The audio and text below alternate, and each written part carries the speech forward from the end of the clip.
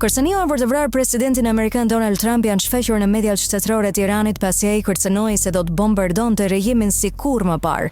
Irani ka vendosur trupat e tij ushtarake në gatishmëri të plotë, mes kërcënimeve të mundshme për një sulm shkatrimtar nga SBA. Udhëheqësi suprem Ayatollah Ali Khamenei thuhet se ka vënë ushtrinë e Iranit në gatishmëri për të përgatitur për çdo sulm të ardhshëm nga SBA. Teherani ju dha një ultimatum për të ulur në bisedime të drejtpërdrejta dhe për të firmosur një marrëveshje të re bërthamore. Në të kundërt, ai mund të përballet në veprime ushtarake, por Khamenei refuzoi me forcë që të pajtohej me kërkesat e Trumpit, duke thënë se Irani nuk do të angazhohet në asnjë negociatë drejtpërdrejt me SBA-n.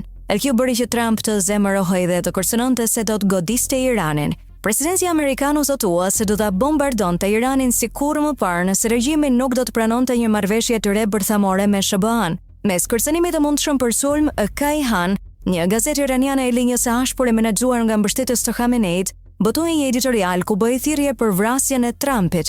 Kjo nuk është hera e parë që një gjë e tillë ndodh. E njëjti kërcënim u pa edhe pas vrasjes së Qasem Sulejmanit në vitin 2020 në një sulm ajror amerikan të urdhëruar nga Trump. Në nëntor të vitit kaluar, u bë ditur po ashtu se një agent iranian kishte planifikuar një atentat ndaj Trumpit, një akt ky që do të trondiste botën. Ndërkohë mediat amerikane kanë raportuar se Trump ka udhëzuar ekipin e tij që ta fshijë Iranin nga faqja e dheut nëse ai do të vritej.